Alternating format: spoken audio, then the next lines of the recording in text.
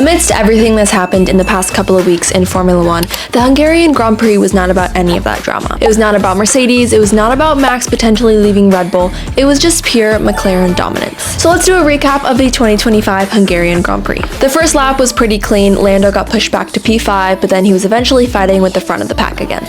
Then a couple of highlights from this Grand Prix. I really enjoyed seeing Verstappen and Hamilton's battle towards the middle of the Grand Prix. The FIA even noticed and wrote down a couple of different things because it was pretty hard racing, which is always fun to see. Then we also had a solid battle between Russell and Leclerc throughout the whole Grand Prix. And then my favorite 5 laps were the last 5 at the Grand Prix. There was an amazing battle between Piastri and Lando, which was so exciting to watch. Lando and Piastri were hard racing, and I always enjoy seeing that, especially when the FIA doesn't give anyone penalties, because we're racing. You're race car drivers, let's race. And then Ferrari, again, they threw. Like, we started pole and then they just gave it away towards the end of the race.